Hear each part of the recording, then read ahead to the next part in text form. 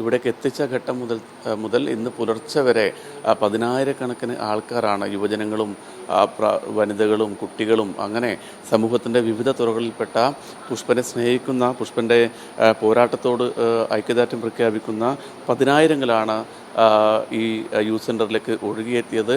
ഇപ്പോൾ രാവിലെ ഈ 6 മണിക്കും ഇവിടേക്ക് ആൾക്കാർ പല മേഖലകളിൽ നിന്നും എത്തിക്കൊണ്ടിരിക്കുകയാണ്. 8 മണിയോടുകൂടിയാണ് യൂത്ത് സെൻറ്ററിൽ നിന്നും മൃതദേഹം വഹിച്ചുകൊണ്ടുള്ള വിലാപ യാത്ര കണ്ണൂരിലേക്ക് പുറപ്പെടുക, തലശ്ശേരിയിലേക്ക് പുറപ്പെടുക. പോകുന്ന വഴിയിലൊക്കെ പതിനായിരങ്ങൾ പ്രിയപ്പെട്ട സഖാവിനെ അവസാനമായി ഒരു നോക്ക് കാണുന്നതിന് വേണ്ടി, അന്ത്യാഭിവാദ്യം അർപ്പിക്കുന്നതിന് വേണ്ടി എത്തിച്ചേരും.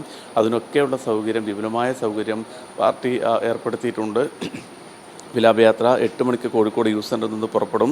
പിന്നീട് എലത്തൂരിൽ, അതോടൊപ്പം തന്നെ പൂക്കാട്, കൊയിലാണ്ടി, നന്ദി, വടകര, നാദാപുരം റോഡ്, മാഹി പാലം, ഇത്രയും കേന്ദ്രങ്ങളിൽ സഖാവ് പുഷ്പനെ നേരിട്ട് കാണാനുള്ള, അവസാനമായി ഒരു നോക്ക് കാണാനുള്ള സൗകര്യം ഏർപ്പാടാക്കിയിട്ടുണ്ട്.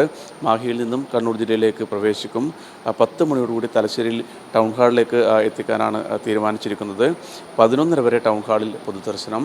അതിനുശേഷം പുഷ്പൻ്റെ മൃതദേഹം, നമുക്കറിയാം ഐതിഹാസികമായ കൂത്തുപറമ്പ് സമരത്തിൻ്റെ ഓർമ്മകൾ തുടിക്കുന്ന കൂത്തുപറമ്പിൻ്റെ മണ്ണിലേക്ക് എത്തിക്കും. അവിടുന്ന് 1994 നവംബർ 25-ന് അന്നത്തെ UDF സർക്കാരിൻ്റെ വിദ്യാഭ്യാസ കച്ചവടത്തിനെതിരായി നടന്ന സമരത്തിൽ 5 പ്രിയപ്പെട്ട DYFIയുടെ പ്രവർത്തകർ രക്തസാക്ഷികളാകുന്നു. അന്നാണ് പുഷ്പനും വെടിയേറ്റ് ഗുരുതരമായി പരിക്കേറ്റ്, അതായത് 94 മുതൽ 1 വർഷം പൂർണ്ണമായി അദ്ദേഹം ആശുപത്രിയിൽ തന്നെ ചികിത്സയിലായിരുന്നു. 8 മാസം കോഴിക്കോട് മെഡിക്കൽ കോളേജിലും പിന്നീട് 2 മാസം തലശ്ശേരി സഹകരണ ആശുപത്രിയിൽ, അതിനുശേഷം വീണ്ടും കോഴിക്കോട് മെഡിക്കൽ കോളേജ്. അങ്ങനെ 1 വർഷത്തിന് ശേഷമാണ് അദ്ദേഹം വീട്ടിലേക്ക് എത്തുന്നത്. അന്ന് മുതൽ ഇങ്ങോട്ടുള്ള പുഷ്പൻ്റെ ജീവിതം എന്ന് പറയുന്നത് ലോകമെങ്ങുമുള്ള പോരാളികൾക്ക് വലിയ ആവേശകരമായ ഒരു അധ്യായമായിരുന്നു. ഈ ഒരു സഹന ജീവിതം ഈ പൂർണ്ണമായും കിടക്കുന്നൊരു സാഹചര്യമായിരുന്നു. ആ ഘട്ടത്തിലൊക്കെ അപാരമായ മനോധൈര്യത്തോടുകൂടി, അപാരമായ ഇച്ഛാശക്തിയോടുകൂടി ലോകത്തെ നോക്കിക്കാണുന്നതിന് വേണ്ടി ലോകരാഷ്ട്രീയം, കേരളത്തിൻ്റെ സവിശേഷമായ രാഷ്ട്രീയ സാഹചര്യങ്ങൾ, സാംസ്കാരിക മേഖല, കായിക മേഖല, അങ്ങനെ സർവ്വ മേഖലകളെ സംബന്ധിച്ചും ഗഹനമായ അറിവുകൾ പുഷ്പേട്ടനുണ്ടായിരുന്നു.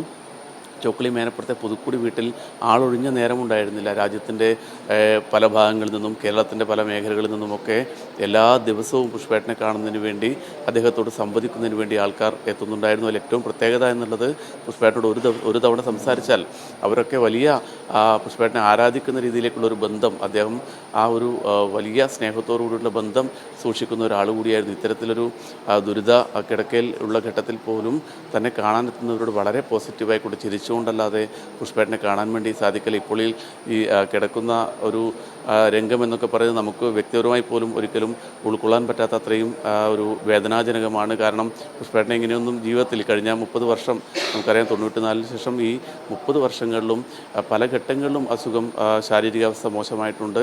പല ഘട്ടങ്ങളിലും ക്രിട്ടിക്കൽ സ്റ്റേജിലേക്ക് പോയിട്ടുണ്ട്. അപ്പോഴൊക്കെ വളരെ എന്താ പറയുക, ആരോഗ്യരംഗത്തിന് പോലും അത്ഭുതകരമാവുന്ന രീതിയിലേക്ക് വലിയ തിരിച്ചുവരവ് ജീവിതത്തിലേക്ക് നടത്തിയ പോരാളികളുടെ പോരാളി കൂടിയായിരുന്നു പുഷ്പേട്ടൻ.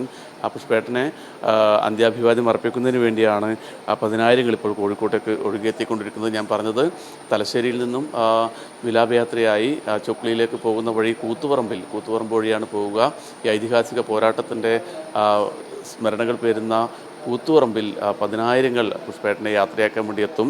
അതിനുശേഷം പാനൂര്, പൂക്കോം, പിന്നീട് ചൊക്ലി രാമവിലാസം സ്കൂളിലേക്കാണ് എത്തിക്കുക. അവിടെയും പൊതുദർശനത്തിന് അവസരം ഒരുക്കിയിട്ടുണ്ട്. CPM സംസ്ഥാന സെക്രട്ടറി MV ഗോവിന്ദൻ മാസ്റ്റർ ഉൾപ്പെടെയുള്ള നേതാക്കൾ, നമുക്കറിയാം പാർട്ടിയുടെ നേതൃയോഗങ്ങൾ ദില്ലിയിൽ നടക്കുന്നതിനാൽ ദില്ലിയിലായിരുന്നു. ഗോവിന്ദൻ മാസ്റ്റർ ചൊക്ലിയിലെത്തിയാണ് അന്ത്യാഭിവാദ്യം അർപ്പിക്കുക.